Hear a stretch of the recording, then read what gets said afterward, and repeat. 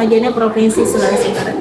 Hari ini saya akan melaksanakan praktik supervisi akademik, dalam hal ini percakapan praobservasi dengan salah satu rekan saya di sekolah, yaitu Ibu Hastika Damayanti. Assalamualaikum Bu Hastika. Waalaikumsalam Ibu. Bagaimana kabarnya hari ini? Alhamdulillah baik. Ya, terlihat dari wajahnya yang sumringah ya Bu. Ya. Jadi hari ini kita akan melakukan percakapan praobservasi sebelum Ibu melakukan proses pembelajaran di kelas ya. Nah, ada pun tujuan dari percakapan ini Ibu untuk melihat area pengembangan dari kompetensi yang Ibu miliki sendiri. Nah, dari yang saya sebutkan sebelumnya bahwa hari ini akan dilakukan percakapan praobservasi. Nah, kira-kira kelas yang akan Ibu lakukan untuk observasi itu Kelas 11 yang masih. kelas 10 Sulawesi. Kelas 10 Sulawesi tepatnya hari apa?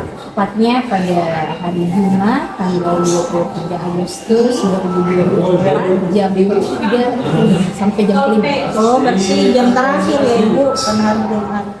Nah, tujuan pembelajaran yang ingin Ibu capai seperti apa? Untuk tujuan pembelajaran pada pembelajaran itu adalah peserta didik mampu memahami pengelompokan klasifikasi makhluk hidup. Jadi pengelompokan klasifikasi makhluk hidup ya. Nah, bagian mana yang ini saya lihat dalam proses pengembangan ini? Keaktifan peserta didik. Karena seperti apa? Ya, karena pada saat proses pembelajaran biasanya peserta didik itu cenderung ada yang memperhatikan, ada yang aktif, ada juga yang tidak. Jadi pada saat proses pembelajaran itu berlangsung, saya ingin membedakan beberapa peserta didik yang mampu dan yang sedang. Gitu ya. Nah, dalam mengaktifkan peserta didik itu, kira-kira strategi yang Ibu ingin gunakan seperti apa? Misalnya metodenya seperti apa? Kooperatif learning. Kooperatif learning. Jadi saya akan membagi kelompok peserta didik yang menurut saya yang ini agak bisa, ini kurang bisa, jadi saya kelompokkan di situ. Seperti tutor sebaya ya Bu yang ini. Seperti itu. Nah, harapan yang Ibu harapkan dari proses supervisi ini seperti apa? Apa harapan?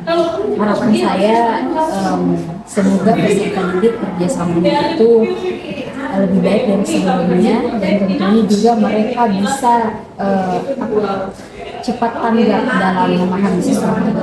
Begitu ya. Jadi insya Allah proses supervisi itu saya akan berada di sekitar Ibu untuk melihat bagaimana proses interaksi antar siswa sesuai dengan harapan Ibu sebelumnya dan strategi yang Ibu gunakan. Jadi tetap Ibu lakukan sesuai alur bagaimana isi dari modul ajar atau RPP yang Ibu buat. Ibu, kita ketemu di kelasnya di hari Jumat tanggal 23 Agustus ya Bu.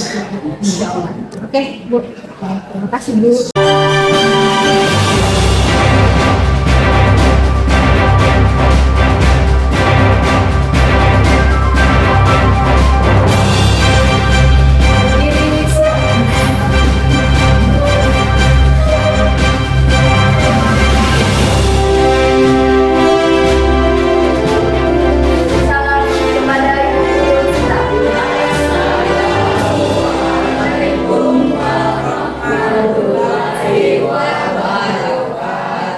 Waalaikumsalam warahmatullahi wabarakatuh.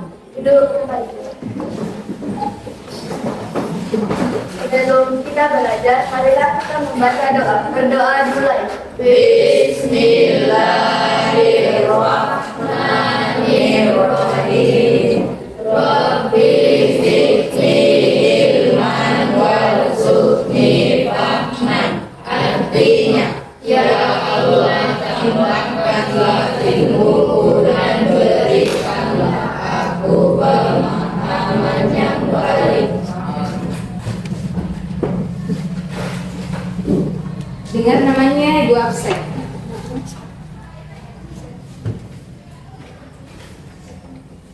Adriansyah Akbar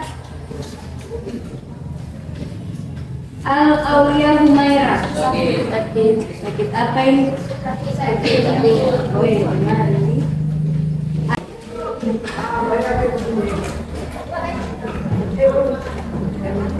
Oke. Bagaimana kabarnya hari ini? Baik. Kenapa Kak Eros sekarang? Bagaimana kabarnya hari ini? Baik. Alhamdulillah. Nah, hari ini kita akan melanjutkan pembelajaran kita mengenai klasifikasi makhluk hidup.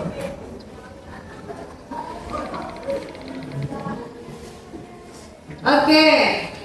Sebelum kita masuk ke materi klasifikasi makhluk hidup, Ibu mau mereview kembali pembelajaran sebelumnya.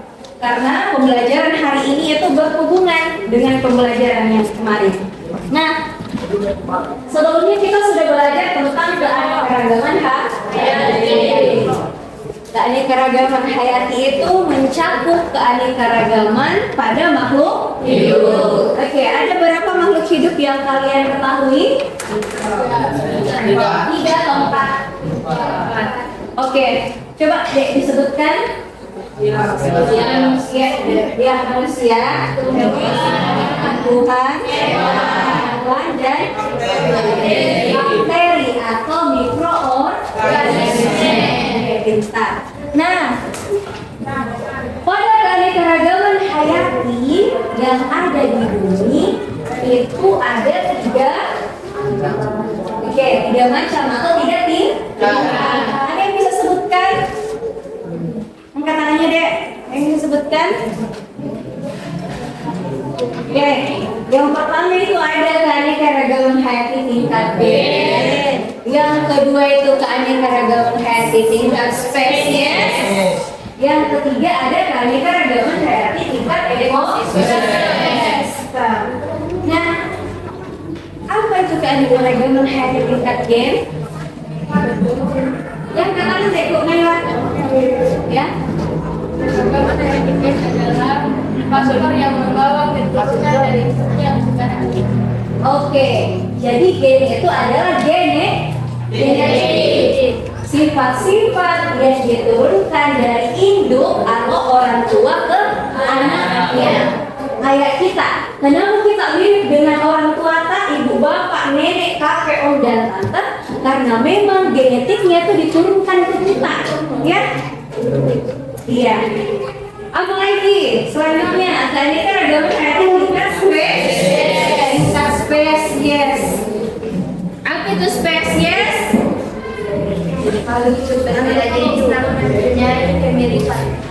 Oke, spesies itu adalah makhluk hidup yang berbeda jenis, tapi dia punya kemiripan. Ada yang bisa sebutkan contohnya untuk keanekaragaman hayati spesies? Kucing atau keluarga kucing-kucingan. Contohnya ada harimau, lagi macan. Selain itu, oke. Kalau ada dari sekalian itu tekankan lagi ya. Kalau harimau dibandingkan dengan kucing, berarti dia termasuk keanekaragaman hayati tingkat spesies. Tapi kalau ibu sandingkan kucing sesama jenisnya, kayak ada kucing Angora, ada kucing Persia, berarti dia termasuk dalam keanekaragaman hayati tingkat spesies. Oke, paham sampai sini? Oke. Terakhir lagi, yaitu keanekaragaman hayati tingkat ekosistem. Apa contohnya adik-adikku sekalian? Keanekaragaman hayati tingkat ekosistem.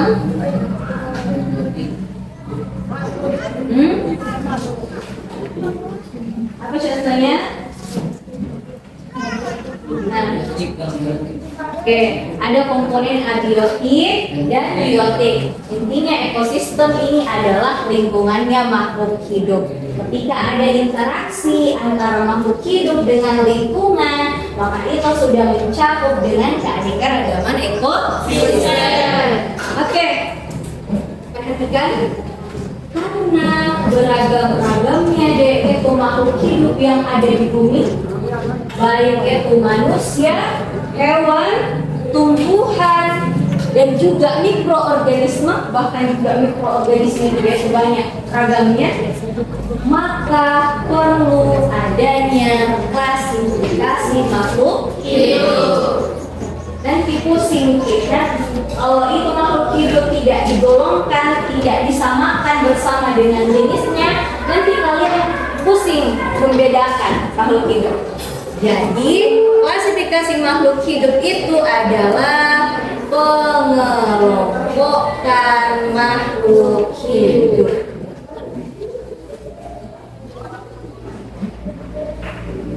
Kira-kira kalau kalian masuk ke pasar atau minimarket atau Indomaret, terus barang-barang yang ada di dalam itu tidak tersusun rapi atau tidak tidak disusun berdasarkan jenisnya, pusing tidak?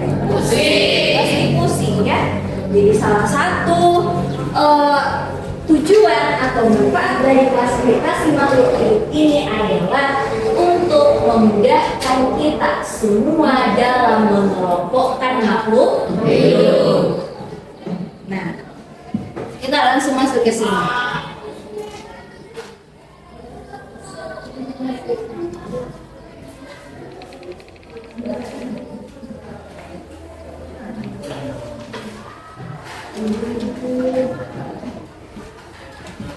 Oke, berapa macam tadi? Jadi untuk makhluk hidup ada 4 ya. Ada manusia, hewan, tumbuhan, dan bakteri atau mikroorganisme. Ternyata klasifikasi makhluk hidup ini digolongkan lagi dengan 5 kingdom. Ada pembagiannya ini dari makhluk hidup. Karena tidak semua makhluk hidup itu sama. Ada yang sama tetapi dia berbeda jenis atau berbeda bentuk, morfologi, anatomi maupun fisiologi. Nah, klasifikasi 5 kingdom. Yang pertama itu ada kingdom merah. Pertama kali dengar ini kingdom merah? Iya, pertama kali dengar ya. Nah, perhatikan ke sini. Kingdom Monera itu adalah sekoloni atau kelompok yang namanya protozoa, atau yang kalian tadi sebut bakteri. Jadi ini deh Kingdom Monera adalah kelompok makhluk hidup yang bernama protozoa atau yang kalian sering sebut bakteri. Kira-kira itu deh bakteri hidup di mana? Menurut kalian? Ini bakteri ada di mana nih kira-kira? Ada tidak di sekitar kita? Di mana? Harus di lantai misalnya. Tidak tempatnya di lantai. Tidak, tapi ada di lantai. Oke, di mana lagi? Kira-kira di badan kalian, di telapak tangan kalian ada bakterinya? Ada. Pasti ada. Karena bakteri tidak bisa dilihat dengan mata telanjang. Tidak bisa dilihat. Memang dia hanya memiliki satu sel. Ya, hanya satu selnya. Kalau kita kan banyak sel tak ya kan, jadi bisa terlihat. Kalau bakteri tidak, dia hanya memiliki satu sel. Satu sel tidak bisa dilihat dengan mata telanjang. Itu harus menggunakan mikroskop.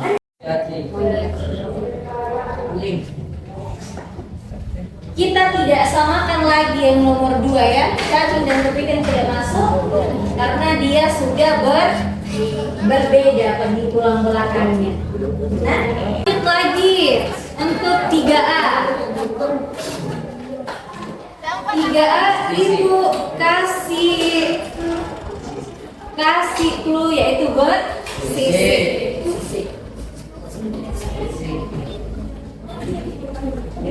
Bersisik dan tidak bersisik. kita lanjut sampai nomor 4 ya.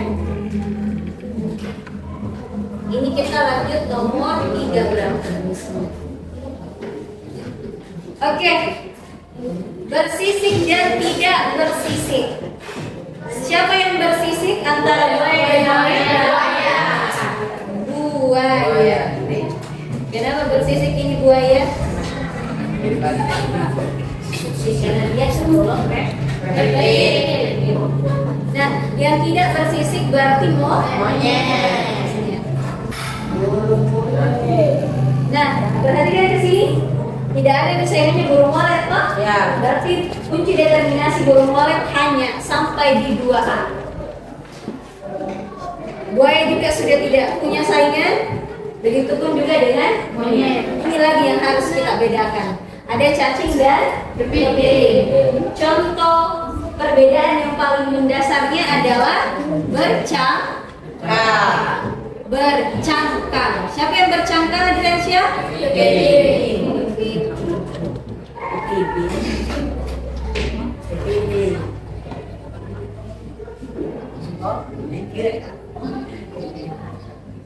Nah, yang bercangkang itu adalah kepiting. Yang tidak bercangkang cacing. Oke. Dari kelima makhluk hidup ini sudah tidak ada saingannya. Identifikasinya itu sudah selesai karena tidak ada sudah ada perbedaan di antara setiap makhluk hidup. Sekarang kita susun kunci determinasinya ya. Di sini saja.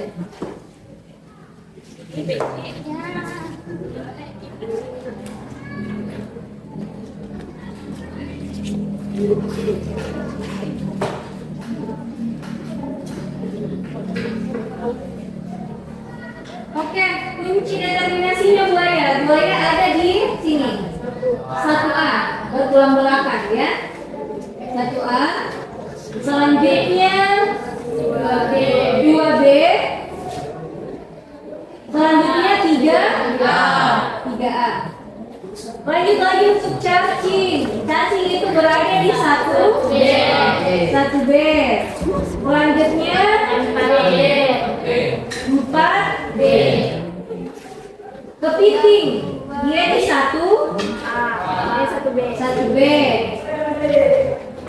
Gimana lagi di 4A. Monyet di 1A. Terus 2B,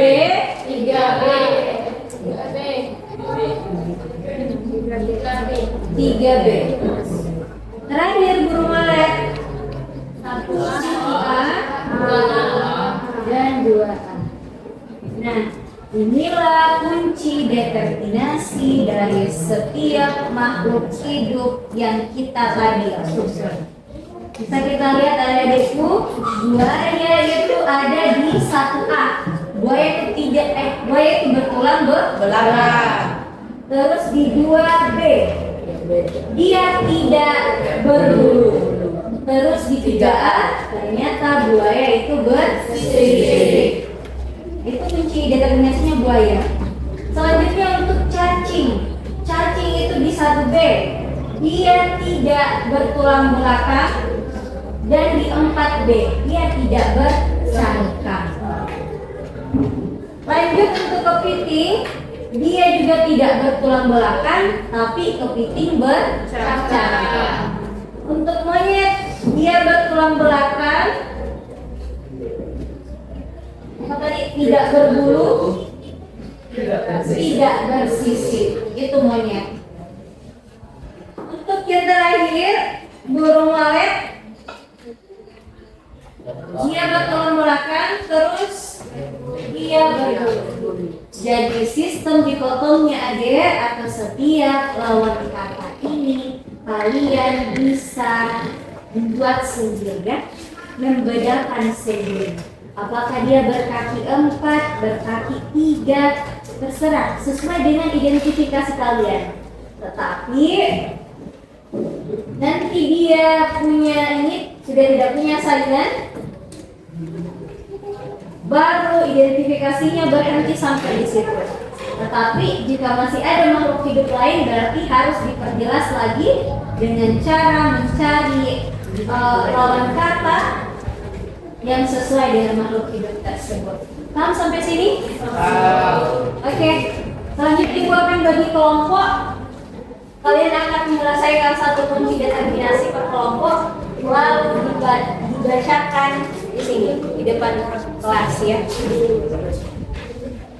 Tentunya ini makhluk hidup yang biasa kalian lihat, kayak sapi, kucing, ular.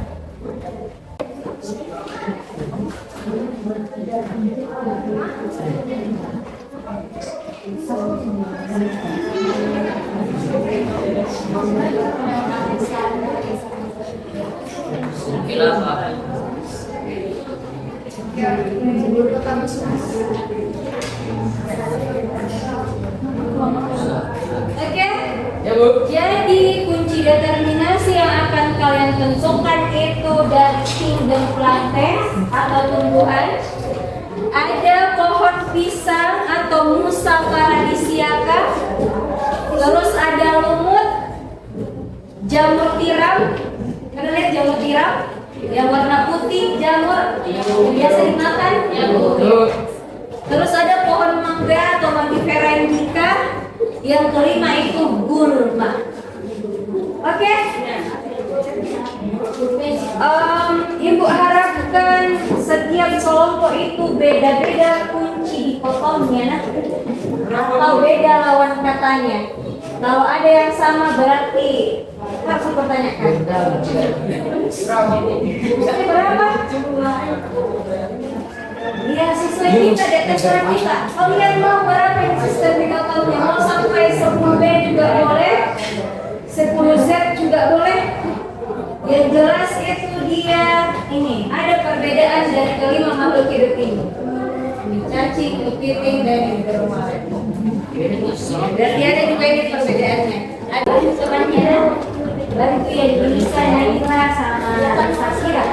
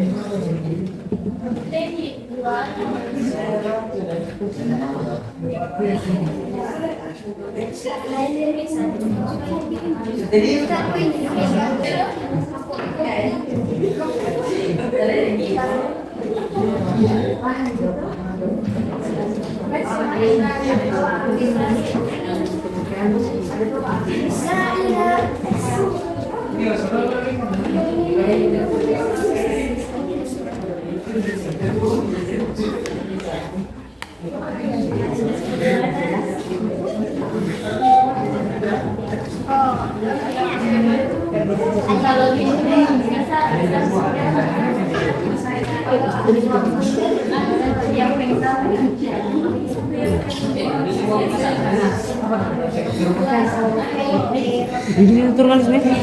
Sini tiga. Iya.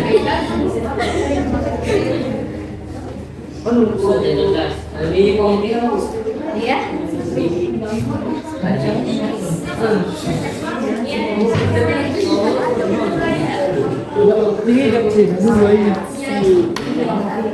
Dua ini.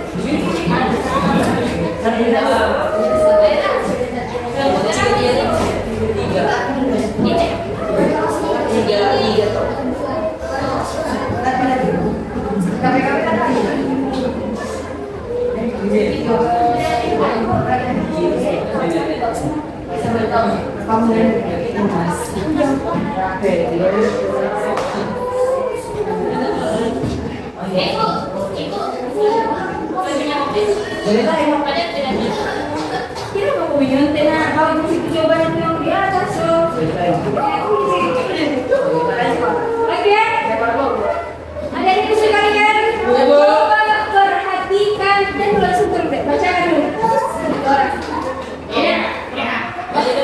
Kelompok 2 ada Naiba dan Anissa akan membacakan hasil diskusinya mengenai kunci determinasi dari 5 tumbuhan, yaitu ada pohon pisang, lumut, jamur tiram, pohon mangga dan gulma. Oke, silakan deh. Perhatikan yang mulai. Tanaman yang berfotosintesis yaitu pohon pisang, pohon mangga, lumba dan lumut. Tanaman yang tidak berfotosintesis yaitu jamur tiram. Oke, betul ya. Lanjut. Tanaman pengganggu atau tanaman liar yaitu gulma. Tanaman yang tidak pengganggu yaitu pohon pisang, pohon mangga dan lumut. Tumbuhan yang berukuran kecil yaitu lumut dan tumbuhan yang tidak berukuran kecil yaitu pohon pisang, pohon mangga. Tumbuhan yang bertunas yaitu pohon pisang dan tumbuhan yang tidak bertunas yaitu pohon mangga. Oke, silakan bacakan kunci determinasi. Yang pertama pohon mangga 1A, 2A, 2B, 3B, dan 4A. Yang kedua lumut 1A, 2B, 3A. Yang ketiga jamur tiram 1B. Yang keempat pohon mangga 1A, 2B, 3B, dan 4B. Dan yang terakhir gulma 1A dan 2B. Oke, betul ya? Beri aplaus untuk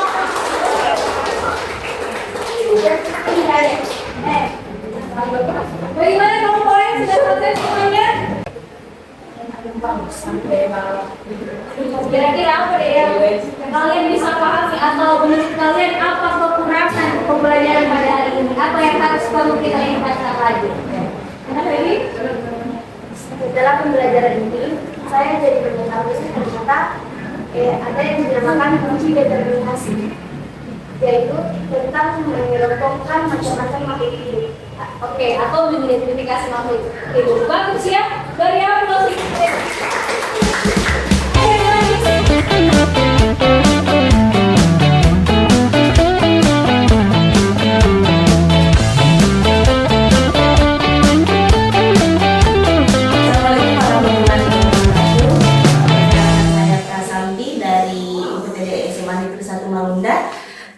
Kali ini saya akan melakukan praktik obrolan pasca observasi dengan salah satu rekan kami di sekolah, Ibu Hastika Damayanti. Assalamualaikum Bu Hastika. Waalaikumsalam Bu. Bagaimana kabarnya hari ini? Alhamdulillah baik. Baik ya, terlihat dari rona wajahnya ya. Nah, seperti yang saya katakan tadi Bu, bahwa kali ini kita akan melakukan obrolan pasca observasi. Setelah sebelumnya di kelas sudah saya lihat observasinya mulai seperti apa, pembelajarannya seperti apa, dan kita juga sudah melakukan obrolan pra observasi ya Bu ya. Nah, adapun tujuan kita dalam melakukan pembicaraan kali ini, obrolan kali ini adalah untuk melihat atau mengevaluasi dan merefleksikan terkait proses pembelajaran yang sudah Ibu lakukan di dalam kelas ya Bu ya. Nah, saya ingin menanyakan beberapa hal. Oke, siap ya Bu ya? Jangan tegas, saya Bu ya. Bagaimana perasaan Ibu Hastika dalam melakukan proses pembelajaran di kelas? Tentunya saya bersemangat dan juga saya senang dan agak deg-degan sedikit. Deg-degannya Bu. Padahal dalam proses yang saya lihat dalam kelas itu lumayan loh Bu. Tidak terlihat rasa ketegangan, siswanya juga pada rileks dalam pembelajaran ya. apakah ada hal-hal yang baik yang sudah Ibu lakukan selama dalam proses pembelajaran di kelas? Untuk hal-hal baik yang saya lakukan, saya rasa itu ada, karena saya juga menerapkan metode pembelajaran yang sesuai dengan modul yang saya buat. Saya menggunakan metode cooperative learning. Nah, di situ akan memicu bagaimana keterampilan sosial dari peserta didik. Adapun untuk yang itu untuk kelebihannya, untuk kekurangannya, kita membutuhkan beberapa waktu yang cukup lama untuk mencapai target dari menurut saya. Oh ya, betul ya. Dibutuhkan waktu, berarti kemanajemen waktu ya Bu. Nah, bagaimana perasaannya misalnya seperti dari kita ukur misalnya dari skala 0 sampai 10 yang Ibu rasakan hari ini itu ada di angka berapa? Angka 8 sampai 9. 8 sampai 9. Wow, sudah lumayan loh Bu, dari 8 sampai 9 ya. Dari awal sebelum pra-observasi, bahkan sebelumnya kita biasa sering-sering itu Ibu merasa deg-degan, ada seperti masalahnya misalnya dalam proses pembelajaran itu saya lihat dalam pelaksanaannya itu sudah tuntas, menurut saya lihat sangat baik dalam proses pembelajaran yang Ibu lakukan. Nah, apakah menurut Ibu ada yang perlu ditingkatkan lagi dalam proses pembelajaran ini? Iya, saya rasa untuk peningkatan proses pembelajaran itu ada beberapa. Yang pertama, di dalam kelas kan tidak semua peserta didik itu bisa aktif, bisa mengungkapkan pendapatnya. Nah, itu salah satu PR saya. Jadi saya perlu untuk meningkatkan hal tersebut. Bagaimana cara saya untuk dari 10 anak, setelah saya masuk di kelasnya beberapa pertemuan kemudian bisa 15 anak lagi untuk mengungkapkan atau bisa tampil pede. Tampil percaya diri. Jadi bagaimana caranya anak-anak kita dalam kelas itu aktif semua ya? Tentunya dengan lebih mempertimbangkan bahwa kebutuhannya seperti apa ya. Apa rencana yang akan Ibu lakukan ke depannya? Untuk rencana yang saya lakukan ke depannya, saya berharap lebih bisa menggunakan metode diferensiasi dan juga untuk peningkatan sosial emosional dari peserta dalam proses pembelajaran. Oh iya, sebelumnya memang saya sudah melihat bahwa Ibu sudah menerapkan sebenarnya pembelajaran berdiferensiasi pada saat itu. Hanya lebih ditingkatkan lagi mungkin ya Bu, biar lebih mengajak anak-anak untuk aktif lagi sesuai dengan minat mereka. Kemudian saya sangat salut Ibu mau menerapkan kompetensi sosial emosional ini dalam proses pembelajaran, karena ini akan membuat kita baik kita sebagai guru maupun anak-anak kita itu merasa rileks dalam pembelajaran. Jadi kalau masalahnya ada di luar kelas, kita usahakan di dalam kelas semua hilang begitu saja. Mereka fokus pada pembelajaran. Jadi kompetensi sosial emosional sangat diperlukan dengan Ibu. Nah, kira-kira kapan Ibu akan melaksanakan ini? Rencana Ibu? Nah, untuk rencananya saya masih dalam tahap melakukan proses tersebut untuk sampai saat ini dan kedepannya lagi. Jadi mungkin waktu misalnya 2 minggu lagi ya Bu ya, kita ketemu dan Ibu merencanakan atau menerapkan dari rencana yang Ibu akan lakukan ya, PSE itu. Nah, komitmen Ibu dalam pembelajaran itu seperti apa? Apa komitmennya? Apa yang perlu Ibu pertahankan? Nah, ya seperti sebelumnya saya akan mempertahankan bagaimana kenyamanan peserta didik di dalam kelas.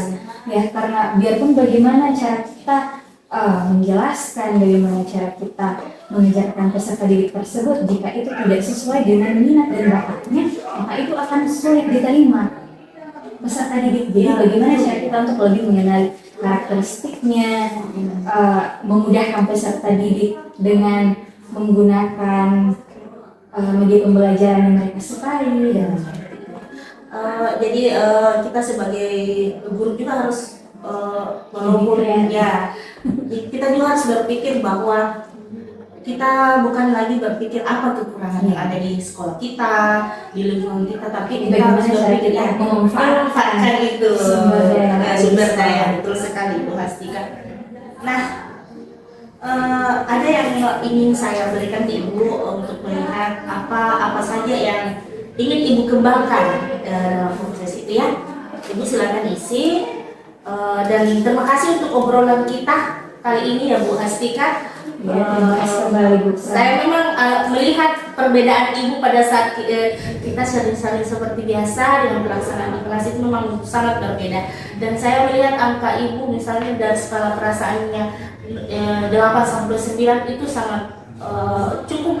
Menurut saya bahkan lebih, karena memang saya melihat antusias dari peserta didik kita di dalam itu sangat luar biasa. Dalam tujuannya kalau tidak salah pada saat itu adalah tentang klasifikasi yang berklasifikasi. Nah saya sendiri juga belajar pada saat itu. Jadi Ibu sangat bisa dalam mengarahkan peserta didik ya. Alhamdulillah, semoga lebih baik lagi. Ya, kita bertemu pada saat Ibu melaksanakan rencana tindak lanjut itu. Ya, terima kasih Bu Hastika.